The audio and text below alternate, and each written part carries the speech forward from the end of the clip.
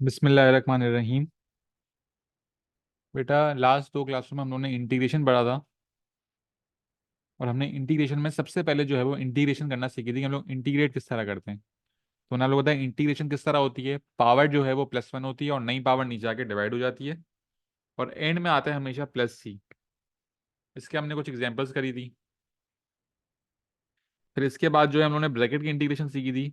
इसमें एक step add किया हो जाता है, पावर प्लस करते हैं, फिर नई पावर नीचे आके डिवाइड हो जाती है, multiply by the derivative of the bracket, और एंड में प्लस किया जाता है। इस तरह हम लोगों ने ब्रैकेट की इंटीग्रेशन की कुछ एग्जांपल्स करी थी। कुछ मैंने करी थी, कुछ आप लोग ने करी थी। यहाँ हमारी पहली क्लास कंप्लीट हुई थी। फिर नेक्स्ट क्लास में बेटा हम लोगों ने क्या सीखा कि इंटीग्रेशन में लिमिट्स किस तरह अप्लाई होती हैं। और जब लिमिट्स अप्लाई होती हैं तो पहले हम लोग इंटीग्रेट करके अपर लिमिट को सब्स्टिट्यूट करते हैं, बीच में माइनस साइन आता है, फिर लोअर लिमिट को सब्स्टिट्यूट करते हैं और सी एंड में कैंसिल हो रहा होता है। तो जब भी लिमिट्स आती हैं तो इंटीग्रेट करते वक्त हम लोग सी को नहीं लिखते। क्यों? क्योंकि सी जो है वो कैंसिल हो जाता है। फिर इसकी हमने एग्जाम्पल करी थी लिमिट्स के साथ। और फिर मैंने आप लोगों को बताया था कि जब इक्वेजन को आप लोग डिफ्रेंशिएट करते थे तो d y upon d x आता था, और जब d y upon d x को आप इंटीग्रेट करोगे तो वापस इक्वेजन आ जाएगी। फिर हमने दो सवाल करे थे, तीन सवाल करे थे बल्कि, जिसमें आप लोगों को d y upon d x और एक पॉइंट दिया हुआ था। आपको कर्व की इक्वेजन, टेंजेंट की इक्वेजन और नॉर्मल की इक्वेजन बतानी थी। तो किस तरह बात आई थी, आप लोगों ने इक्वेजन को इंटीग्रेट किया था तो इक्वेजन आ रही थी +c के फॉर्म में। आपने पॉइंट्स को इक्वेजन में सब्स्टिट्यूट किया y और x के, तो आपके पास c की वैल्यू आ गई, और फिर c की वैल्यू को आपने वापस इक्वेजन में सब्स्टिट्यूट कर दिया, तो आपके पास आ गई थी इक्वेजन ऑफ द कर्व। फिर इक्वेजन ऑफ टेंजेंट निकालने के लिए आप लोगों ने क्या करा था, आप लोगों ने x कोऑर्डिनेट को d y upon d x में डाला था, तो आपके पास ग्रेडियंट आ गया था। अब प्रॉपर्टी क्या है हमारे पास कि कर्व का ग्रेडियंट और टेंजेंट का ग्रेडियंट सेम होगा, तो हम लोगों ने यहाँ पे सेम ग्रेडियंट इस्तेमाल करा था 14। और कर्व का ग्रेडियंट और टेंजेंट का ग्रेडियंट जो है, ओ सॉरी, कर्व का और नॉर्मल का ग्रेडियंट क्या हो जाता है, नेगेटिव रेसिप्रोकल।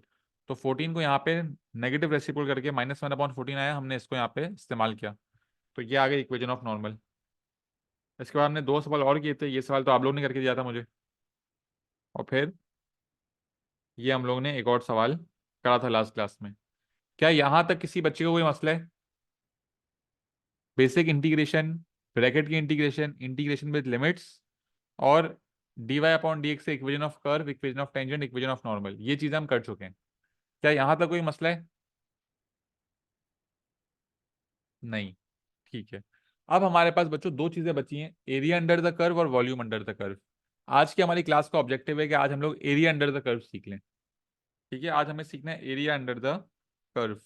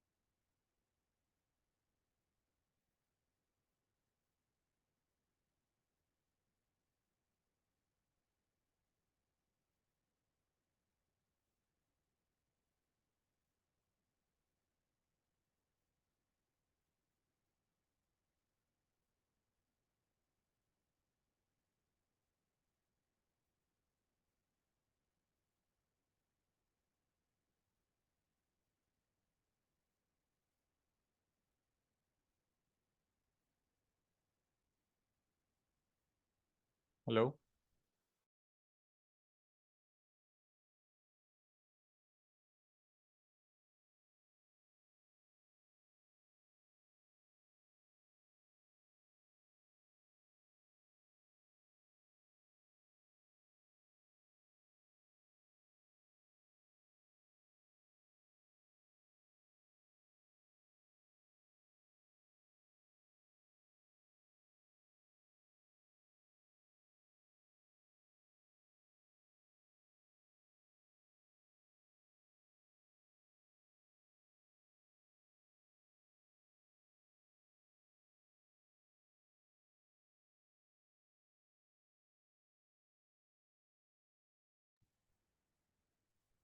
अच्छा भाई, यहाँ आ जाए।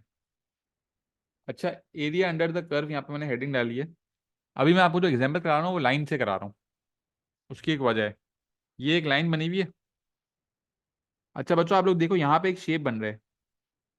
ये शेप जो है ना हमारा, ये हमारा ट्रेपीजियम है। ये कौन सा शेप है बच्चों? ये हमारा ट्रेपीजियम का शेप है। अगर मुझे ट्रेपीजियम का एरिया निकालना है, तो ट्रेपीजियम के एरिया का फॉर्मूला होता है 1/2 multiply by sum of parallel sides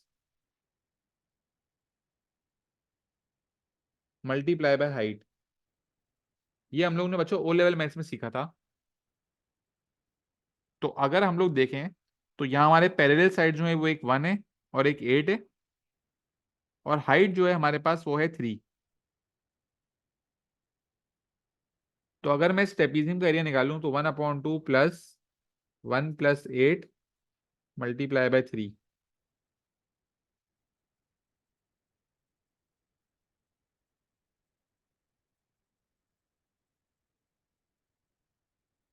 ये डेसिमल में आ रहा है, तो उसको एक काम करते हैं, इसको हम चेंज कर देते हैं यहाँ से।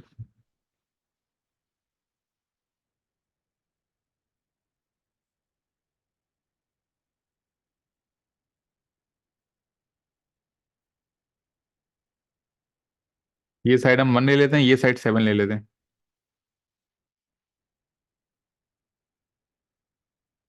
ताकि ये बन जाए 1/2 multiply bye 8 multiply by 3 which is 12। ठीक है। तो इस शेप का एरिया हमारे पास 12 आ रहा है। अब अगर आपको इस लाइन की आपको इक्वेशन बताओ, जैसे इस लाइन की इक्वेशन मैं लिख देता हूँ। इस लाइन की इक्वेशन हमें दी हुई है y = 2x + 1। ये आपको इस लाइन की इक्वेशन दी हुई है, और आपको इस लाइन के नीचे का एरिया निकालना है। तो इंटीग्रेशन से भी इस लाइन के नीचे का एरिया आ सकता है। किस तरह आ सकता है? यहाँ आप लिखोगे भाई, इंटीग्रल का साइन बनाओगे। एक मिनट बेटा, पेंसिल चार्ज हो रही है। बेटा ये ट्रेपीजियम का एरिया क्लियर है? कि ट्रेपीजियम में शायद आप लोगों को याद हो, बचपन में आप लोगों ने पढ़ा था, दो पैरेलल साइड होती हैं, उनका सम प्लस करते हैं, और फॉर्मूला हो जाता है 1/2 multiply by sum of parallel sides multiply by height. इससे आपके पास जो है वो एरिया आ जाता है ट्रेपीजियम का। अब ये सेम एरिया मैं इंटीग्रेशन से निकाल के दिखा रहा हूँ आप लोगों को।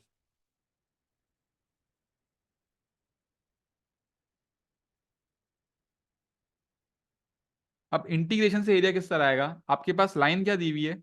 लाइन दी हुई है आपके पास 2x + 1। तो आपको इस लाइन को इंटीग्रेट करना पड़ेगा। तो मैंने इंटीग्रल का साइन डाल दिया, यहाँ मैं लिख दिया 2x + 1। इस इक्वेशन को हम लोग इंटीग्रेट कर लेंगे, और इंटीग्रेट करने के बाद हम लोग यहाँ पे x की लिमिट्स ले लेंगे। ये लाइन है आपकी, तो यहाँ पे लिमिट क्या आ रही है x की? यहाँ पे कोऑर्डिनेट आ रहा है 3, और यहाँ पे कोऑर्डिनेट आ रहा है 0। तो ऊपर आएगा अपर कोऑर्डिनेट, अपर लिमिट, नीचे आ गई लोअर लिमिट। बड़ी वाली लिमिट ऊपर आ गई, नीचे वाली लिमिट नीचे आ गई। ये इससे आपको कुछ याद आ रहा है बच्चों? ये चीज हम लोगों ने लास्ट क्लास में पढ़ी थी। लिमिट्स के साथ इक्वेशन को इंटीग्रेट करेंगे और आंसर आएगा, जिसमें हम लोग सी को इग्नोर कर रहे थे। बेटा ये एग्जाम्पल करी थी हम लोगों ने क्लास के अंदर। तो ये मैंने आप लोगों को बताया था, याद होगा आप लोगों को, कि अभी हम लोग ने करना सीख लिया। ये हम लोग कहाँ करेंगे मैं आपको बाद में बताऊंगा।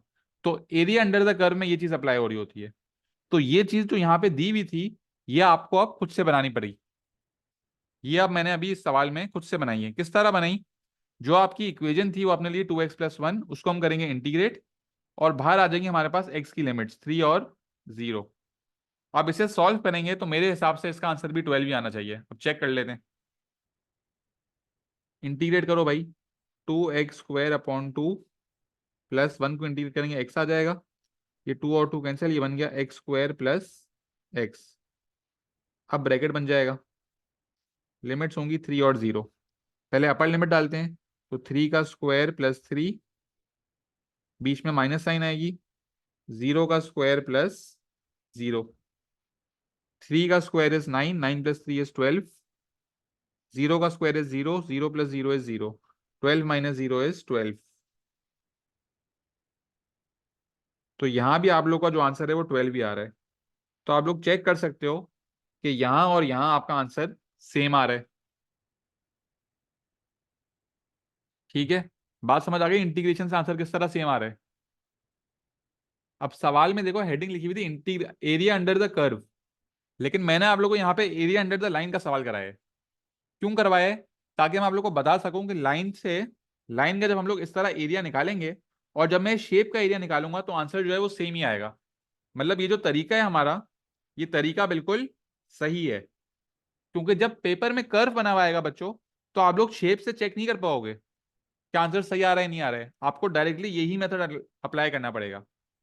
ये सवाल कराने का मकसद क्या था कि आप लोगों को समझ आ जाए कि इस तरह से और इस तरह से जो है वो आंसर सेम आता है। तो हम लोग एरिया अंडर द कर्व में कर क्या रहे होंगे, y की इक्वेशन लेंगे, x की लिमिट्स लेंगे, इक्वेशन को इंटीग्रेट करेंगे और ये लिमिट्स को सब्स्टिट्यूट कर देंगे, तो आपका आंसर आ जाएगा। क्या ये बात क्लियर है?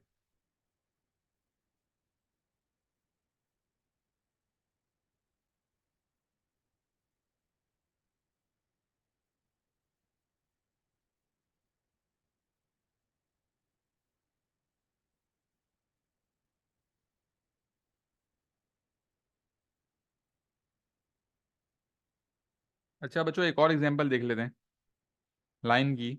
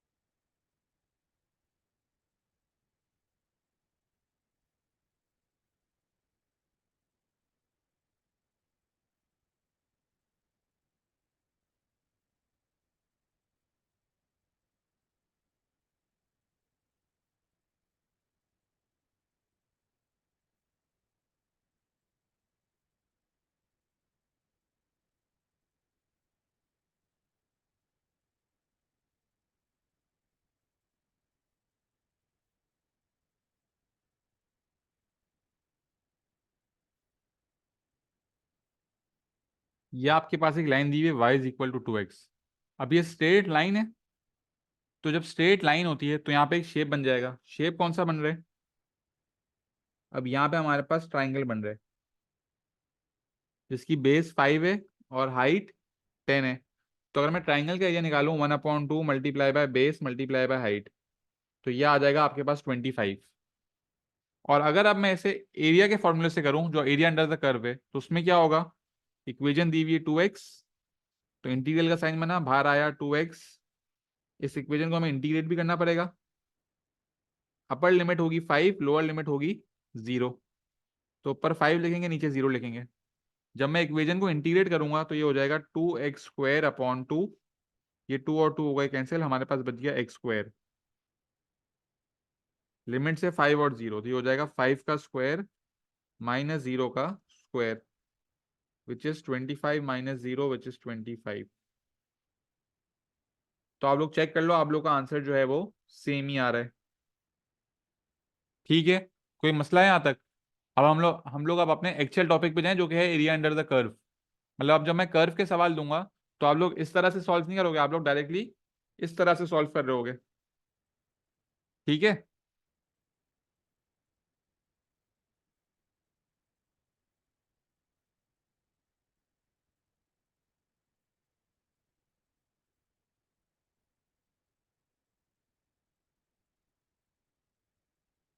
अब एक सवाल देता हूँ मैं आप लोग को यहाँ पे।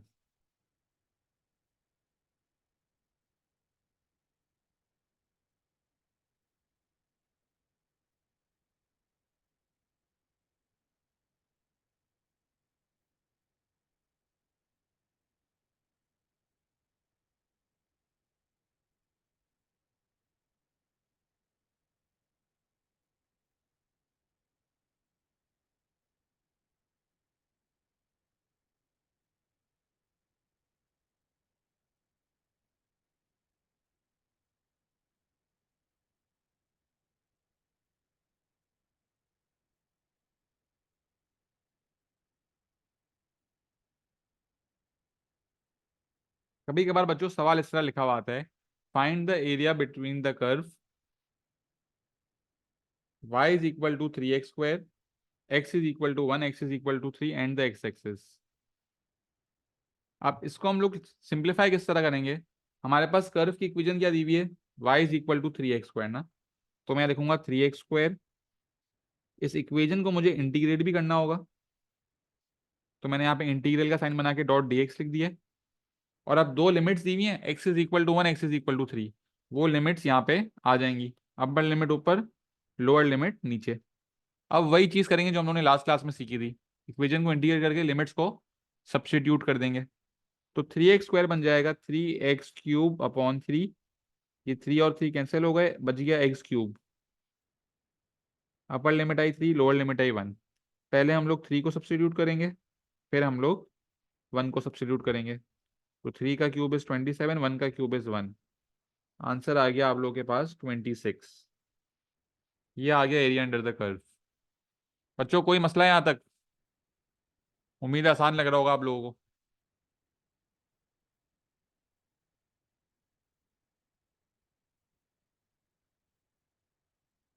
अच्छा बेटा, मैं एक सवाल बना रहा हूँ आप लोगों के लिए, या आप लोग मुझे सॉल्व करके दो।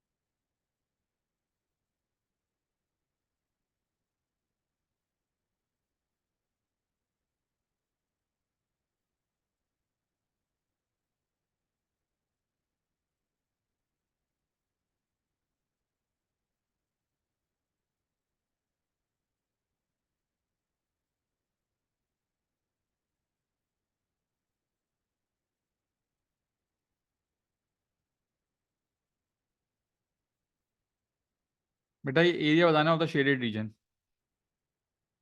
सवाल सॉल्व करें।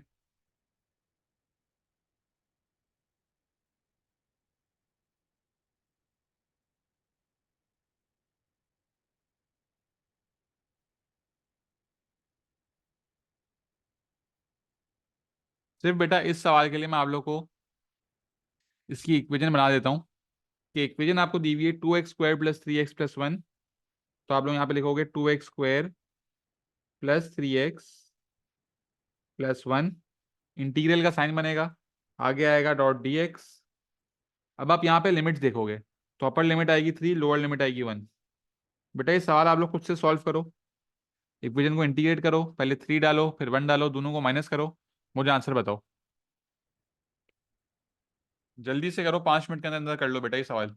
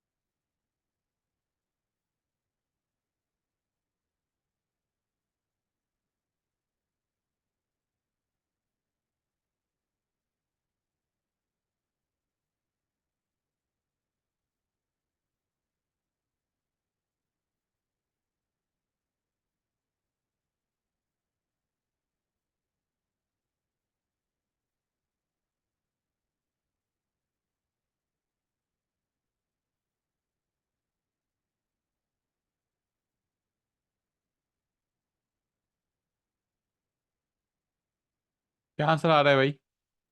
आंसर तो बताओ।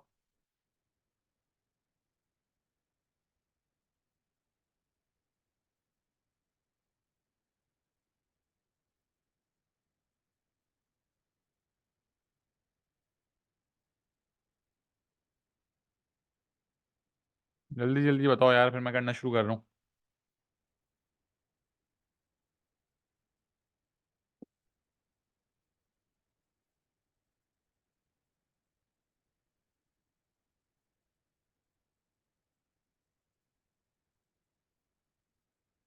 आंसर तो बता दो भाई। अंजला, क्या आंसर आ रहा है?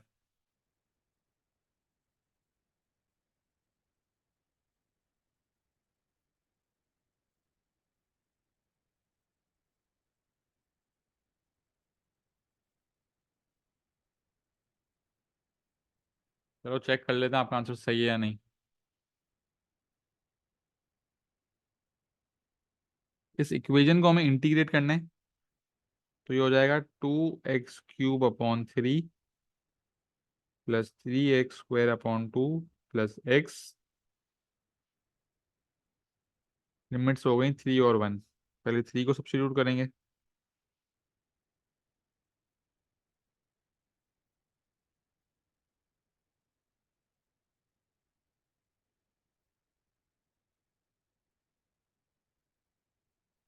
एक ब्रैकेट ये बन रहा है, बीच में माइनस साइन आएगा।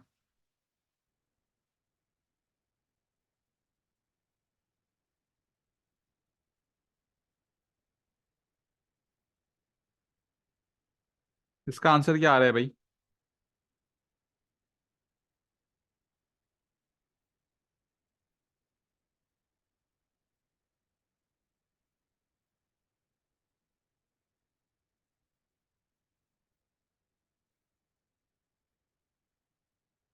इसका आंसर 123/2 यार। अंजला फिर से करो, मुझे लग रहा है गलत आ रहा है आपका।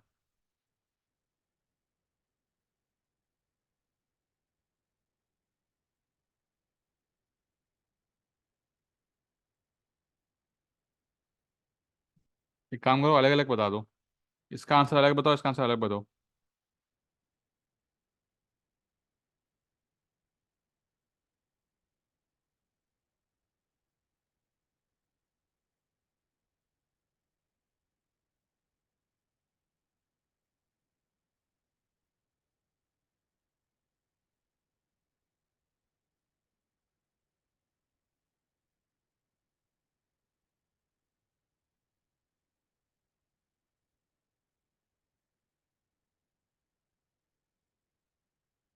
मतलब मुझे तो पता है गलत है।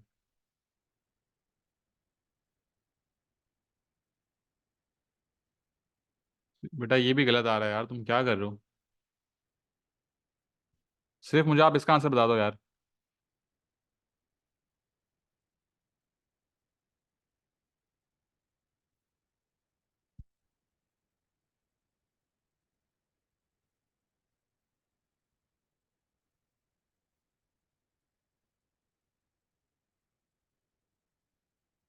बेटा 34 होल 1/2 68/2 नहीं होता ना। ये होता है 69/2। ठीक है। इस ब्रैकेट का आंसर आ गया 69/2। फिर माइनस इसका क्या आंसर आ रहा है भाई? 2/3 प्लस 3/2 प्लस 1। इसका आंसर क्या आ रहा है? 19/6। और माइनस करने के बाद फाइनल आंसर क्या आ रहा है अब?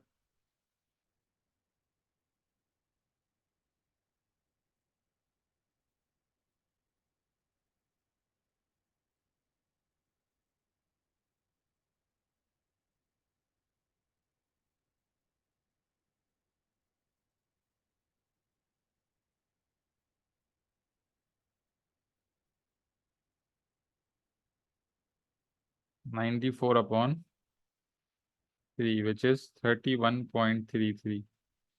ये आ गया आपका आंसर। ठीक है। बेटा आप लोग ये लिखो या ये लिखो, एक ही बात है, दोनों आंसर सही होंगे। अच्छा बेटा, जिन बच्चों के पास ये वाला कैलकुलेटर है ना, क्लास, ये वाइट वाला क्लास विज का, ये जरा निकाल लो मैं आप लोग को कैलकुलेटर में आंसर चेक करने का तरीका बता रहा हूँ। इस वाले कैलकुलेटर में आपको आंसर चेक करने का तरीका बता रहा हूँ। 1 मिनट दो, ज़्यादा कैलकुलेटर चल नहीं रहा है, मैं अपना कैलकुलेटर लेके आ रहा हूँ।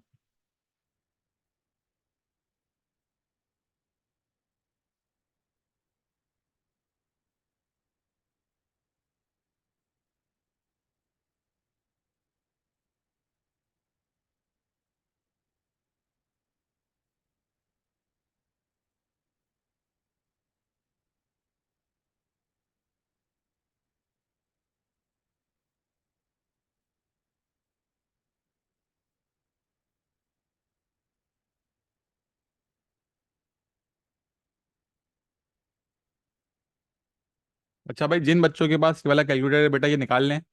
इसमें मैं आप लोगों को जो तरीका बता रहा हूँ वो सिर्फ आंसर चेक करने के लिए। आप लोग इस तरह पेपर में नहीं कर सकते, आप लोगों को ये पूरी वर्किंग करनी होगी। सिर्फ अगर आपको चेक करना है ना कि आपने आंसर सही निकाला या नहीं, उसका मैं आपको तरीका बता रहा हूँ। पहले आप देखो, आपके पास यहाँ पे एक्स लिखा हुआ है और एक्स के बराबर में एक बटन है। इस बटन को जब आप लोग दबाओगे तो आपके पास इस तरह की इक्वेशन आ रही होगी। एक्स के बराबर में एक बटन है जिसमें आपके पास दो लिमिट्स का ऑप्शन होंगे, एक इक्वेशन का ऑप्शन होगा और आगे लिखा हुआ होगा dx। तो इसमें आप अपनी इक्वेशन डाल दोगे जो आपको सवाल में दी हुई है, 2x² + 3x + 1। मैं यहाँ पे लिख रहा हूँ 2x⁻² + 3x + 1। मैंने अपनी इक्वेशन को सब्स्टिट्यूट कर दिया है, ठीक है। और अपर लिमिट जो है वो मैं डालूंगा अब 3, और लोअर लिमिट है मेरे पास 1। मैंने अपनी लिमिट्स और जो इक्वेशन सवाल में दी हुई है वो यहाँ पे सब्स्टिट्यूट कर दी है। और अब जब मैं इक्वल टू दबा रहा हूँ तो मेरा आंसर आ रहा है 94/3, विच इज 31.33। तो ये मेरा चेक हो चुका है कि मैंने यहाँ पे जो सवाल करा है ना, ये सही करा है। किस तरह करा? एक्स के बराबर में बेटा जो बटन है आप वो दबाओगे तो आपके पास ये वाला फॉर्म आ जाएगा, जिसमें आपको इक्वेशन की जगह ये रखना है और अपर लिमिट 3 रखनी है, लोअर लिमिट 1 रखनी है। इक्वल टू दबाओगे, डायरेक्ट आंसर आ जाएगा। ये तरीका सिर्फ चेक करने के लिए है, ठीक है भाई।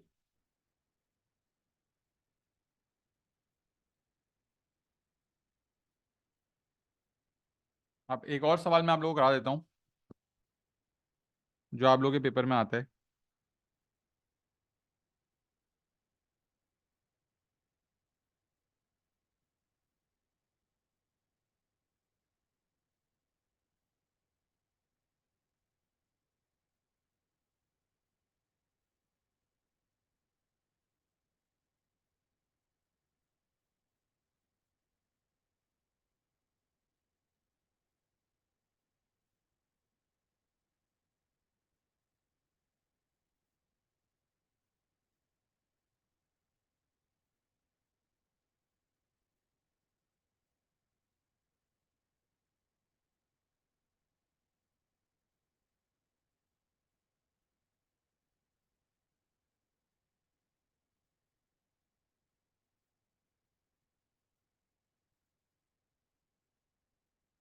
तो बेटा, एरिया अंडर द कर्व का या वॉल्यूम का सबसे मुश्किल सवाल ये आ सकता है। अभी हम लोग एरिया की बात कर रहे हैं, तो अभी मुझे area of the shaded reason निकालना है।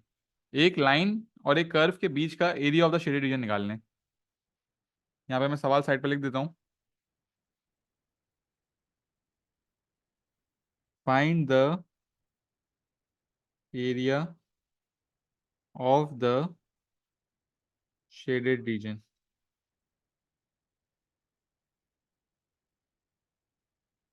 ठीक है, हमें ये एरिया निकालना है। अब मैं इस लाइन की एक इक्वेशन सब्स्टिट्यूट, लाइन की इक्वेशन आपको समझो दी हुई है, y = x + 2। और इस कर्व की इक्वेशन दी हुई है y = 3√x।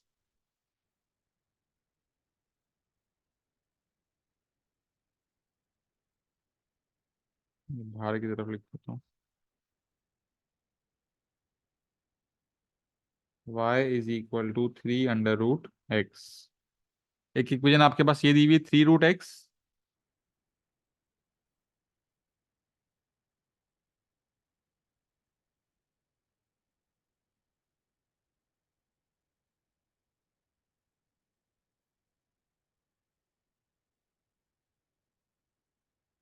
और एक इक्वेशन दी हुई है आपको x + 2। तो जब भी आपको लाइन और कर्व के बीच का एरिया निकालना है, ये वाला एरिया निकालना है, तो इसके लिए बेटा 4 स्टेप्स होंगे। इसके लिए क्या होंगे? 4 स्टेप्स। स्टेप नंबर 1 क्या होगा कि आपके पास जो दो इक्वेशंस दी हुई है ना, आप उनको साइमल्टेनियसली सॉल्व करोगे। स्टेप 1 क्या होगा? Solve both the equations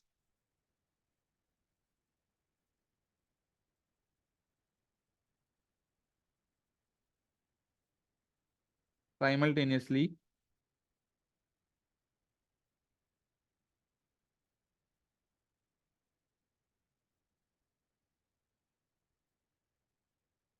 solve both the equation simultaneously.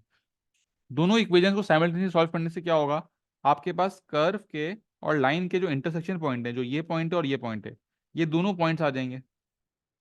अब ये जो पॉइंट्स होंगे, अभी तो हमें फिलहाल पता नहीं है, तो मैं यहाँ पे लिख देता हूँ, ये पॉइंट है मेरा बी और ये पॉइंट है मेरा ए। ये मेरे पास दोनों एक्स कोऑर्डिनेट्स आ जाएंगे। अब बेटा ऊपर क्या चीज है? ऊपर हमारे पास कर्व है। तो अगर मैं कर्व को इंटीग्रेट करके ये वाली लिमिट्स लूंगा, तो मेरे पास ये पूरा रीजन आ जाएगा एरिया अंडर द कर्व का। और फिर स्टेप 3 क्या होगा? मैं इस लाइन की इक्वेशन लूंगा और ये दो लिमिट्स ले लूंगा, तो मेरे पास ये वाला रीजन आ जाएगा। और फिर जब मैं एरिया अंडर द कर्व को एरिया अंडर द लाइन के माइनस करूंगा, तो जो बचा हुआ रीजन होगा वो ये वाला रीजन होगा बच्चों। बात समझ आ रही है? कि अगर आपके पास ये कोऑर्डिनेट्स हैं और आप एरिया अंडर द कर्व निकालोगे, तो आपके पास ये पूरा एरिया आ जाएगा। एरिया अंडर द लाइन में ही नीचे वाला एरिया आ जाएगा। जब आप इन दोनों को आपस में माइनस करोगे, तो आपके पास जो बचेगा रीजन वो कौन सा होगा? वो होगा आपका शेडेड रीजन। तो स्टेप 2 क्या हो जाएगा?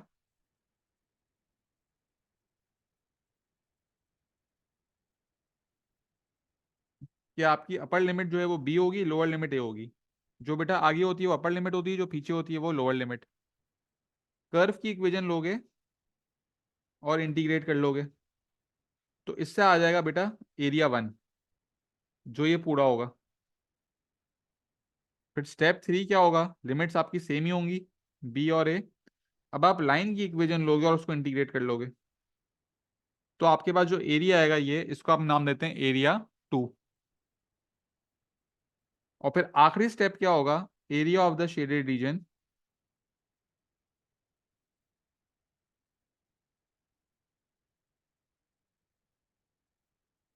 Area of the shaded reason होगा बच्चों A1 - A2।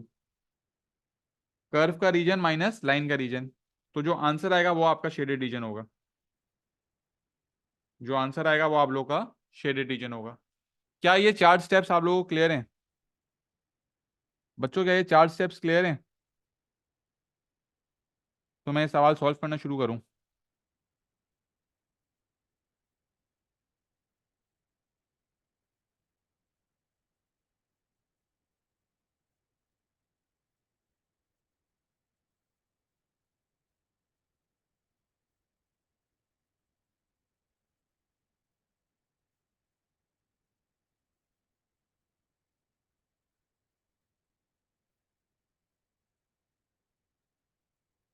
ठीक है। अब मैं यही एग्जाम्पल से सवाल सॉल्व करके दिखा रहा हूँ। ये कर्व की इक्वेशन है, लाइन की इक्वेशन है। पहले हमें करना है दोनों इक्वेशन को साइमल्टेनियसली सॉल्व। तो यहाँ पे दिया हुआ है y = x + 2। तो मैं इस इक्वेशन में y की जगह लिख दूंगा x + 2। तो ये क्या बन जाएगा? x + 2 = 3√x। ये बन गया x + 2 = 3√x। इस y की जगह यहाँ पे x + 2 आ गया है। ठीक है, मैंने इसको सब्स्टिट्यूट कर दिया। अब इसको मैं सॉल्व कर लूंगा। ये 3√x अगर यहाँ प्लस हो रहा है, यहाँ के माइनस हो जाएगा। तो ये बन जाएगा x - 3√x + 2 = 0। अच्छा बेटा, अभी ये सवाल किस तरह सॉल्व करना है मैं आपको बता रहा हूँ। हम लोग ये चीज़ जो है ना, जो मैं आपको बता रहा हूँ, ये हम लोग आगे डिटेल में पढ़ेंगे क्वाड्रेटिक्स के अंदर। जब हम लोग हमारा नेक्स्ट टॉपिक क्वाड्रेटिक्स पढ़ेंगे ना, उसमें हम लोग ये चीज़ बहुत डिटेल में पढ़ेंगे। अभी सिर्फ इस सवाल के मैं आप लोगों को समझा देता हूँ कि करना क्या होता है हमें। जब हमारी इक्वेशन इस तरह बन रही होती है ना, तो हमें इसे एज अ क्वाड्रेटिक इक्वेशन में कन्वर्ट करना होता है। हमें इसे as a quadratic equation convert करना है। तो क्वाड्रेटिक इक्वेशन में हम लोग कन्वर्ट किस तरह करेंगे, इसकी पावर 1 है और इसकी पावर हाफ है, जिसकी पावर कम होती है ना उसको हम लोग कोई और वेरिएबल सब्स्टिट्यूट कर देते हैं।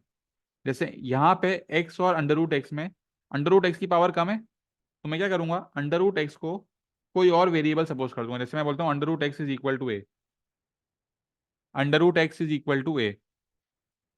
तो अंडर रूट एक्स ए है, तो एक्स क्या होगा? क्या कोई मुझे बता सकता है कि अगर अंडर रूट एक्स जो है वो ए है तो एक्स क्या होगा?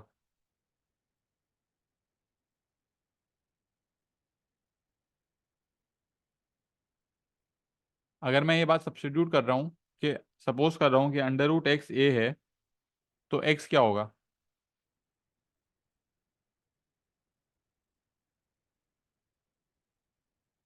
वेरी गुड, ए हो रहा होगा ए स्क्वायर, एक्स होगा ए स्क्वायर। किस तरह?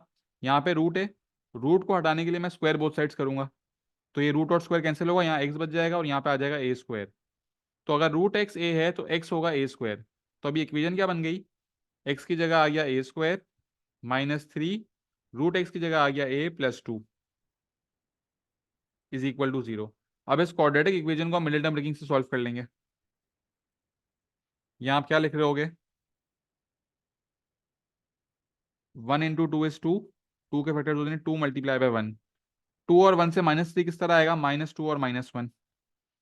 तो a square -2a -a + 2 is equal to 0। A common लिया, a -2 बच गया, -1 कॉमन लिया, a-2 बच गया। तो हमारे पास क्या आ चुका है भाई, a-1 और a-2 इज इक्वल टू 0। पहले ब्रैकेट को इक्वल टू 0 करेंगे, दूसरे ब्रैकेट को इक्वल टू 0 करेंगे।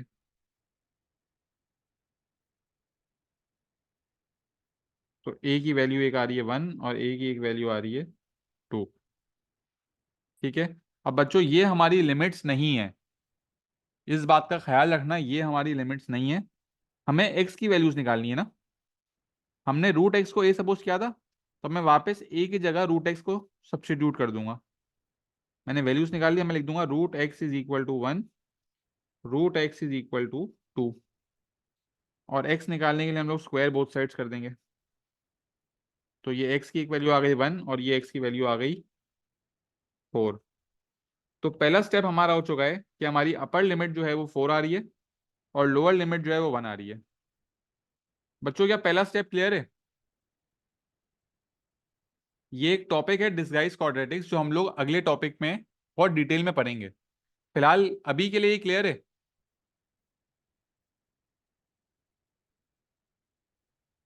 ठीक है भाई, ये हमारा स्टेप 1 हो चुका है ना। ये लिखने की जरूरत नहीं है, सिर्फ इस सवाल के लिए मैं ये लिख रहा हूँ कि ये हमारा स्टेप 1 हो चुका है। अब मैं स्टेप 2 करके दिखा रहा हूँ आप लोगों को। स्टेप 2 में हम लोग क्या करेंगे, ऊपर हमारे पास कर्व है, ये रही कर्व की इक्वेशन। 3√x का मतलब है 3x की पावर हाफ, अपर लिमिट है 4, लोअर लिमिट है 1 और हम इसे इंटीग्रेट करेंगे अभी। तो 1/2 + 1 इज 3/2 डिवाइडेड बाय 3/2, और फिर 2 ऊपर आगे मल्टीप्लाई हो जाएगा, ये बन जाएगा 2x की पावर 3/2, अपर लिमिट है 4, लोअर लिमिट है 1। तो 2 4 की पावर 3/2 -2 1 की पावर 3/2। बच्चों इसका आंसर कितना आ रहा है?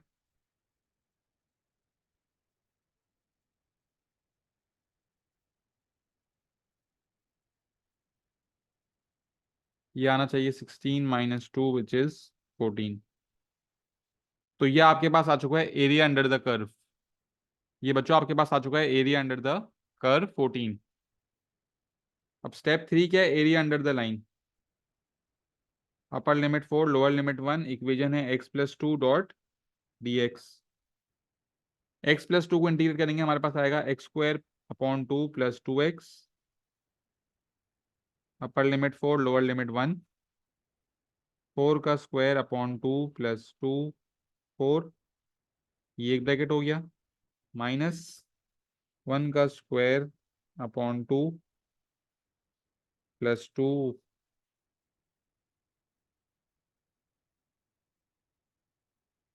ये दूसरा ब्रैकेट हो गया। ये क्या आ रहा है भाई? 16/2, 8, 8 + 8, 16, 1 का स्क्वायर 1, 1/2 + 2 इज 2.5, बीच में साइन माइनस है। 16 - 2.5 आएगा बच्चों 13.5। अब ये हमारे पास आ चुका है एरिया अंडर द कर्व, ये हमारे पास आ चुका है एरिया अंडर द लाइन। अब हमें अगर निकालना है area of the shaded reason, तो हम इन दोनों के आंसर्स को क्या कर देंगे बच्चों? हम इन दोनों के आंसर्स को माइनस कर देंगे। तो ये मैं यहाँ पे ग्रीन से कर रहा हूँ। स्टेप 4,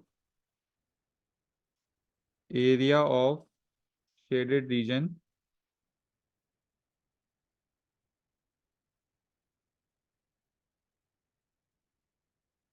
ठीक है। तो ये क्या हो जाएगा? Area under the curve minus area under the line. तो area of the shaded region आ गया 0.5। 14 - 13.5 विच इज 0.5। बच्चों क्या ये सवाल क्लियर है area of the shaded reason का?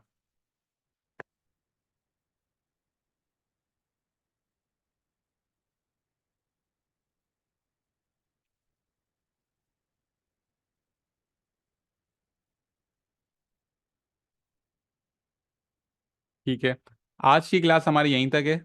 नेक्स्ट क्लास में फिर हम लोग वॉल्यूम अंडर द कर्व सीखेंगे। सिर्फ एक छोटा सा चेंज है उसमें, वो सीखे फिर हम लोग इंटीग्रेशन के पास पेपर्स करेंगे नेक्स्ट वीक, ताकि फिर हम लोग अपने नए टॉपिक पे जा सकें। उम्मीद है आपको यहाँ तक सबको क्लियर होगा।